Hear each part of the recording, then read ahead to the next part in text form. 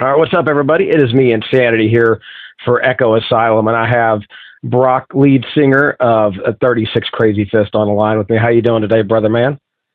I'm good, man. I'm doing real well. How about you? Doing all right, man. Is it? Are you guys over in? Are you guys in Alaska right now, or did you guys? I know you guys just finished up tour. Are you guys back home, or are you guys in Washington?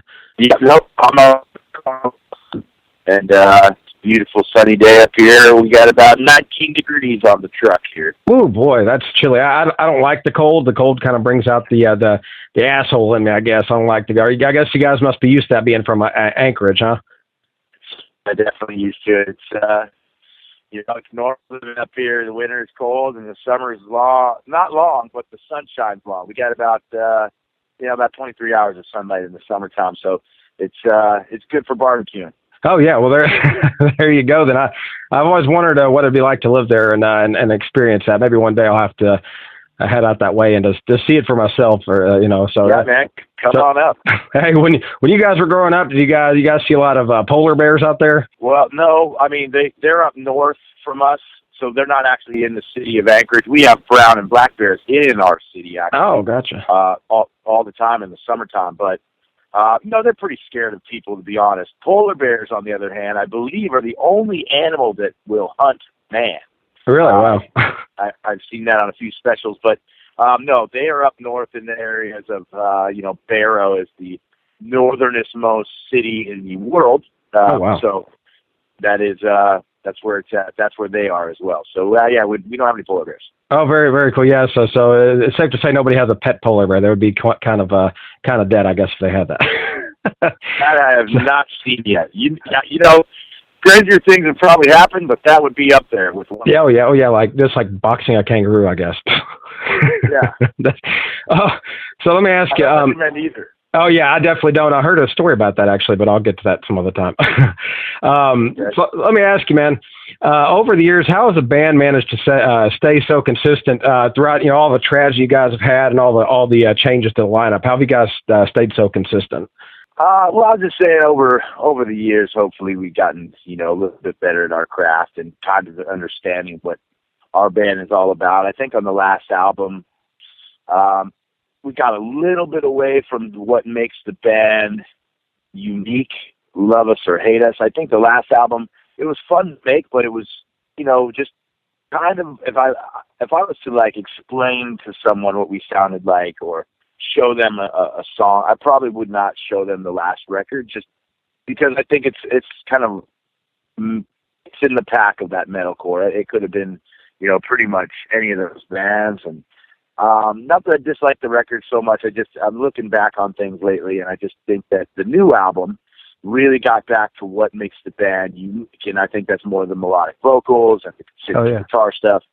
So, that being said, I am happy that, people, when they hear our band, they know exactly it is us for the most part. And that's something that, I guess that's what everybody's trying to strive to do, is be an original band in this world. And some of us succeed, some of us fail, but I think for the most part, it has been a good string of records that have, secured what our sound is.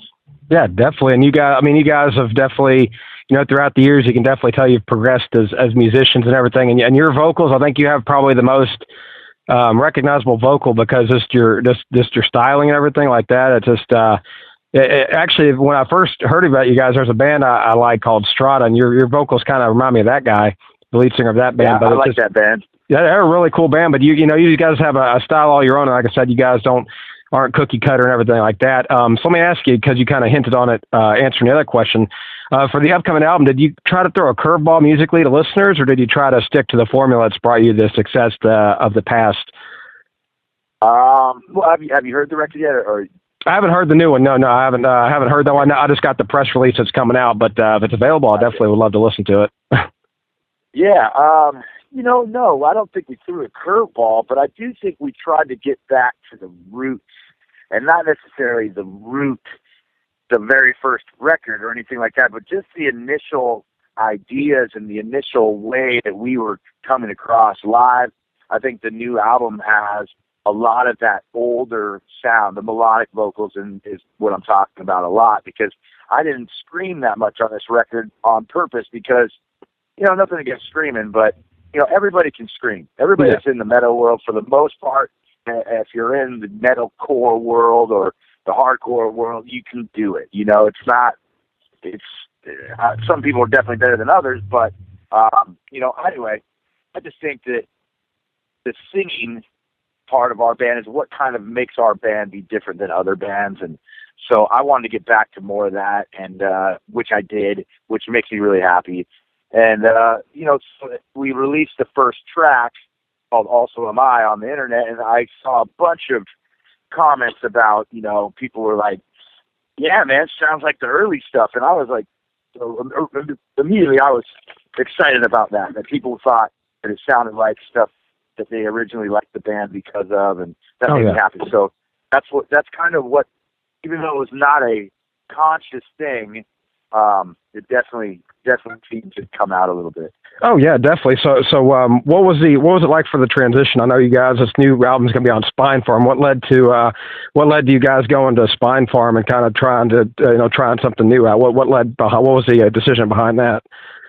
Well, when we last put a record out, it was out on Ferret, and Ferret is no longer around. So we were like, well, we could put this out ourselves. We really didn't know what we were going to do, to be honest. We were just like, man, there's so many new options, really. I mean, there's all these new models trying to make it these days in a industry that's kind of crumbling on itself. It takes a little bit of creativity. So yeah, we just kind of sat around, and once we started doing the demos, I had a few friends in the industry that are like, hey man, when you're done with that, send it to me. I'd love to hear it. And I was like, yeah, okay, we'll see.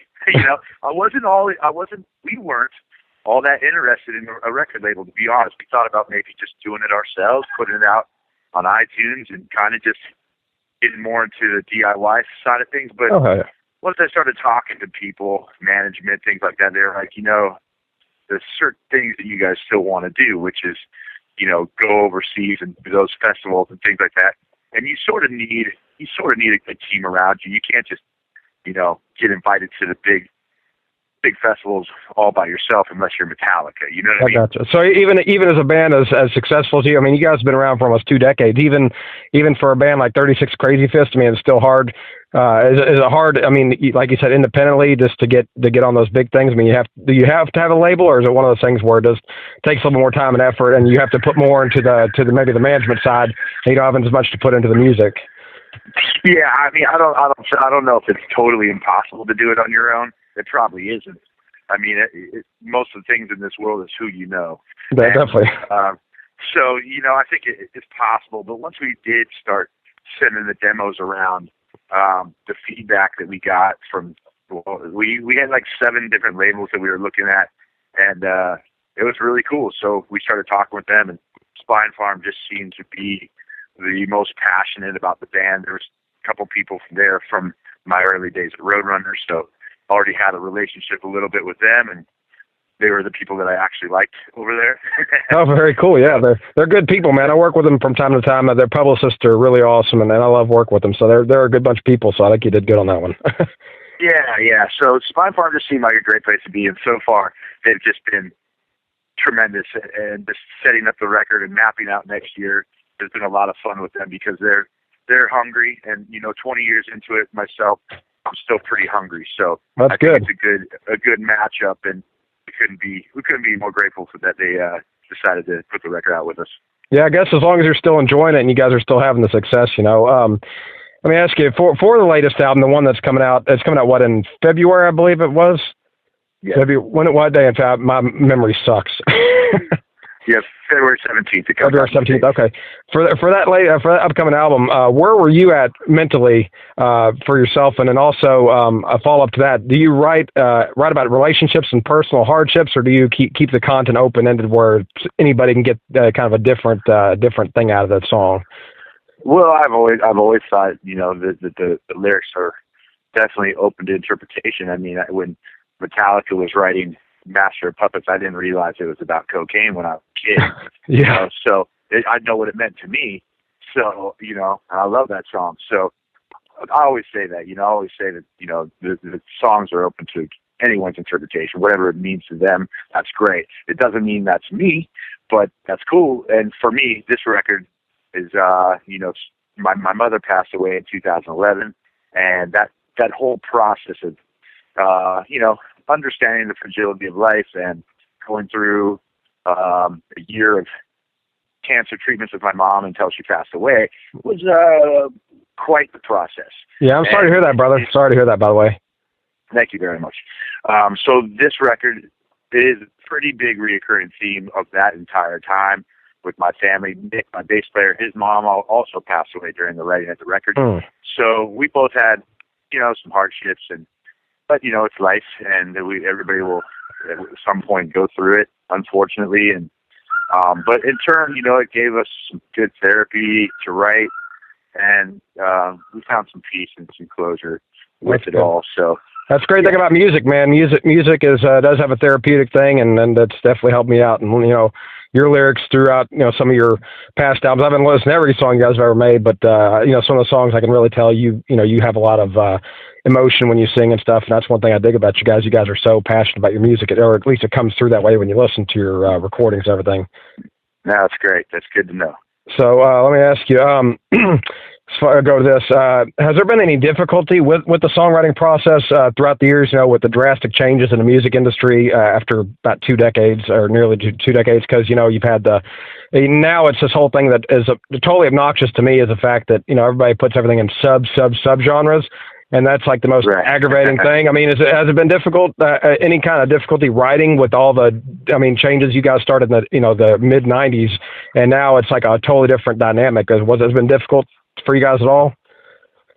I wouldn't say like musically it's difficult at all, because you're just creating, you're creating what you feel is your style and what comes out of your own head. But as far as like touring and things of that nature, like when we started, there was no one in our band had a cell phone. I think they were out, but hardly anybody had them. Yeah. And we definitely didn't have the internet. That was just getting going. So we had, MapQuest papers all over the band trying to get to place. And now, you got Siri telling you exactly where to go on your phone. And, so technology-wise it's totally different. And some for the better and a lot for the worse in our industry. No one in their early 20s now ever grew up buying albums. Yeah. They just got them free their whole lives. So it's unfortunate that our industry has taken such a hit in that department. I mean, it's really, you can't go back on it really, because why all of a sudden would you start paying for something that's been free your whole life? Exactly. So yeah, it's kind of like entitlement. Yeah, it's just something that you have to accept and try and get creative on other revenue streams. I mean, I see a bunch of bands are charging their fans to come meet them at their shows. There's like meet and greet things now, where back in the day, meet and greets, that was just something that, like, if you were on the street team of your record company or whatever, or if you won a contest, you could go meet the band. But now you can actually physically buy a $60 VIP thing to go hang out with the band and possibly get some kind of limited edition hoodie or t-shirt or something. So you see the band doing anything they can to try and, make a living at this. And I don't fault any band. We have not done any of those meet and greet things, but that's just maybe because I have a hard time charging someone that when they know I'm going to be at the bar before I play anyway. Yeah, there you go. Well, I know where to find you at, man, now. Yeah, exactly, man. But I'm not above it. It's like everybody's got to make a living. So yep, that's eventually right. you have to find a way to generate revenue if you're going to do this as your career. And so it's just different. That's the differences in between now and then. The technology has hampered a lot of people's livelihood in this business.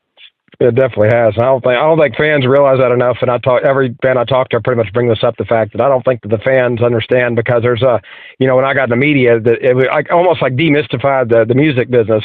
because, you know, when you're a fan and only a fan, you kind of think, you know, this band's larger than life, and you idolize them, and you think, oh, they must be rich because they're up on stage every night. But then they don't realize all the behind the scenes stuff. And you guys, you know, maybe, you know, a band of 5 dudes living in a small van, you know, and they don't get to shower but every 3 or 4 days, and sometimes they don't eat, and so they don't realize all that stuff that goes into it, you know. Right. You know, and that's why I'm like, well, go buy a fucking T-shirt or so, you know, do something, man. You know, I go buy $20 for a T-shirt. I'm broke. Well, look at what this band's doing, you know. I mean, they don't get it. Yeah. But the cool thing is, I think more now than ever, people are starting to figure that out. I think the more you connect with your people, they will support you. So I think that the main job now for the bands is to be as interactive as possible with their fans. Don't have some publicist running your Facebook. Hell no, you can run your Facebook. Exactly. You can talk to your people. You can answer your emails. You know, those are the things that you have to do to make sure that your people know that you are grateful for them, number one, and that you need them, number two. Otherwise, you're not going to be able to do this any longer, and you'll be watching old videos of us on YouTube because that's all that's left. Yep, that's right. YouTube is universal. So yep.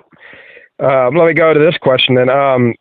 For you, because, you know, like I said, I was always drawn to your lyric, how your vocals are and everything. Where did you get your unique vocal style from, and who were your main influences growing up that led you to the way you sing now?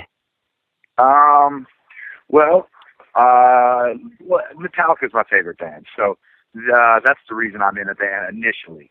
Not that I sound like Hetfield or anything, but that was my guy. You know, I love Metallica, and still do, but my singing influence, I think, comes from Lane Staley. I mean, Alice in Chains, they were my favorite hard rock band, you know, and I was trying to always love that slow, eerie vibrato that Lane Staley had, but I could not do that. I tried.